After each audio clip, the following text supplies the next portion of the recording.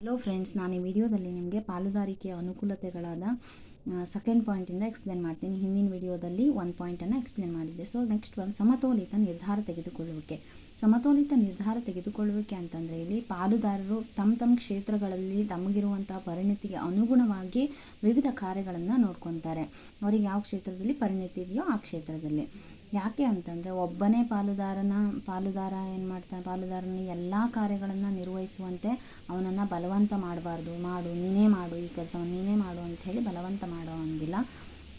ಜೊತೆಗೆ ಇಲ್ಲಿ ಕಾರ್ಯ ಹಂಚಿಕೆ ಏನಾಗ್ತದೆ, ಕಾರ್ಯವನ್ನು ಈ ರೀತಿ ಹಂಚೋದ್ರಿಂದ ಕೆಲಸದ ಒತ್ತಡವನ್ನು ಕಡಿಮೆ ಮಾಡಬಹುದು.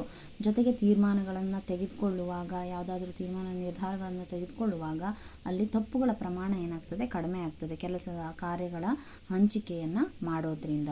ಸೊ ಹಾಗಾಗಿ ಏನು ಮಾಡುವಂಥದ್ದು ಇಲ್ಲಿ ಅದರ ಪರಿಣಾಮವಾಗಿ ಸಮತೋಲಿತ ನಿರ್ಧಾರಗಳನ್ನು ತೆಗೆದುಕೊಳ್ಳೋಕೆ ಸಾಧ್ಯ ಆಗ್ತದೆ. ದೆನ್ ನೆಕ್ಸ್ಟ್ ಒನ್, ಹೆಚ್ಚಿನ ಹಣಕಾಸು ಅಂತಂದರೆ ಇಲ್ಲಿ ಇಂತಹ ಪಾಲುದಾರಿಕಾ ಸಂಸ್ಥೆಯಲ್ಲಿ ಬಹುಸಂಖ್ಯೆಯ ಪಾಲುಗಾರರನ್ನು ಒಳಗೊಂಡಿದೆ ಇದು. ಸೊ ಜಾಸ್ತಿ ಜನ ಪಾಲುಗಾರರು ಇರೋದ್ರಿಂದ ಇಲ್ಲಿ ಬಂಡವಾಳವನ್ನು ಎಲ್ಲ ಪಾಲುದಾರರು ಒದಗಿಸ್ತಾರೆ. ಹಾಗಾಗಿ ಏಕವ್ಯಕ್ತಿ ಮಾಲೀಕತ್ವ ಸಂಘಟನೆಗಳ ಹೋಲಿಸಿದಾಗ ಇಲ್ಲಿ ಹೆಚ್ಚಿನ ಪ್ರಮಾಣದ ಬಂಡವಾಳವನ್ನು ಸಂಗ್ರಹಿಸೋಕ್ಕೆ ಸಾಧ್ಯ ಆಗ್ತದೆ. ಜೊತೆಗೆ ಅದರಿಂದಾಗಿ ಏನಾಗ್ತದೆ, ಅಗತ್ಯ ಉಂಟಾದಾಗ ಹೆಚ್ಚುವರಿ ಕಾರ್ಯಚಟುವಟಿಕೆಗಳನ್ನ ಕೈಗೊಳ್ಳೋಕ್ಕೂ ಕೂಡ ಸಹಾಯವನ್ನು ಮಾಡ್ತದೆ. ದೆನ್ ನೆಕ್ಸ್ಟ್ ಒನ್, ನಷ್ಟ ಭಯಗಳ ಹಂಚಿಕೆ. ಇಲ್ಲಿ ಪಾಲುದಾರಿಕಾ ಸಂಸ್ಥೆಯನ್ನು ನಿರ್ವಹಿಸುವಲ್ಲಿ ಏನಾಗ್ತದೆ, ಯಾವುದೇ ಒಂದು ನಷ್ಟ ಭಯ ಉಂಟಾದರೂ ಕೂಡ ಎಲ್ಲ ಪಾಲುದಾರರು ಕೂಡ ಹಂಚ್ಕೊತಾರೆ.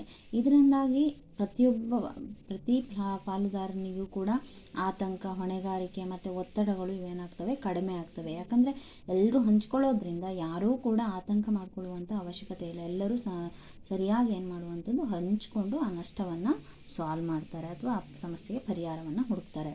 ಇನ್ನು ನೆಕ್ಸ್ಟ್ ಒನ್, ಗೋಪ್ಯತೆ. ಸೊ ಗೋಪ್ಯತೆ ಅಂತಂದರೆ ಇಲ್ಲಿ ಪಾಲುದಾರಿಕಾ ಸಂಸ್ಥೆ ಕಾನೂನಾತ್ಮಕವಾಗಿ ತನ್ನ ಲೆಕ್ಕಪತ್ರಗಳನ್ನು ಆಗಿರ್ಬೋದು, ದೆನ್ ವರದಿಯನ್ನು ಸಲ್ಲಿಸುವಂಥ ಅವಶ್ಯಕತೆ ಇರೋದಿಲ್ಲ. ಕಾನೂನಾತ್ಮಕವಾಗಿ ಯಾವುದೇ ಅವಶ್ಯಕತೆ ಇಲ್ಲ.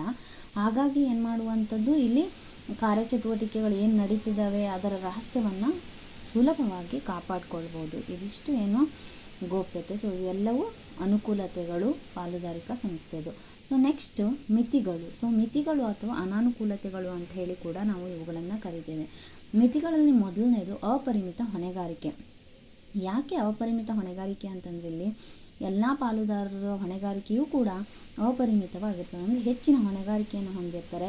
ಯಾಕೆ ಅಂತಂದರೆ ಅಕಸ್ಮಾತ್ ಸಂಸ್ಥೆ ಏನಾದರೂ ಸಾಲ ಮಾಡಿದ್ರೆ ಸಾಲವನ್ನು ತೀರಿಸಬೇಕು, ಹೌದಾ? ಆವಾಗೇನು, ಆ ಪಾಲುದಾರಿಕಾ ಸಂಸ್ಥೆಯ ಆಸ್ತಿಯನ್ನು ಮಾರಬೇಕಾದರೂ ಸಾಲ ತೀರಿಸಬೇಕು. ಅಕಸ್ಮಾತ್ ಅದನ್ನು ತೀರಲಿಲ್ಲ ಅಂತಂದರೆ ಅವಾಗ ಏನು ಮಾಡಬೇಕು, ತಮ್ಮ ಸ್ವಂತ ಆಸ್ತಿಯನ್ನಾದರೂ ಕೂಡ ಏನು ಮಾಡುವಂಥದ್ದು, ಮಾರಾಟ ಮಾಡಿ ಅದರಿಂದ ಬಂದ ಹಣದಿಂದ ಆ ಸಾಲವನ್ನು ಕೂಡ ತೀರಿಸಬೇಕಾಗ್ತದೆ. ಹಾಗಾಗಿ ಏನಾಗುವಂಥದ್ದು, ಕೆಲವೊಮ್ಮೆ ಅದೇನೋ ಹೆಚ್ಚು ಆಸ್ತಿಯನ್ನು ಹೊಂದಿರುವಂಥ ಪಾಲುದಾರ ಏನು ಮಾಡುವಂಥದ್ದು, ಅವನು ಜಾಸ್ತಿ ತೀರಿಸಬೇಕಾಗ್ತದೆ. ಅಕಸ್ಮಾತ್ ಸಾಲ ತೀರಲೇ ಇಲ್ಲಪ್ಪ, ಅವಾಗ ಏನು ಮಾಡುವಂಥದ್ದು, ಜಾಸ್ತಿ ಯಾರ ಹತ್ರ ಆಸ್ತಿ ಇರ್ತದಲ್ಲ, ಅವನು ಎಷ್ಟು ಆಸ್ತಿ ಇರ್ತದೆಯೋ ತೀರುವ ತನಕನೂ ಏನು ಮಾಡಬೇಕು, ತನ್ನ ಆಸ್ತಿಯಲ್ಲಿ ಪಾಲನ್ನು ಮಾರಿ ಆ ಹಣವನ್ನು ತೀರಿಸಲೇಬೇಕಾಗ್ತದೆ. ಇದರಿಂದ ಪರಿಣಾಮ ಯಾರಿಗೆ ಆಗ್ತದೆ ಅಂತಂದರೆ, ಹೆಚ್ಚು ಆಸ್ತಿಯನ್ನು ಹೊಂದಿರುವಂಥ ಪಾಲುದಾರರಿಗೆ ಏನಾಗ್ತದೆ, ಕಷ್ಟ ಆಗ್ತದೆ.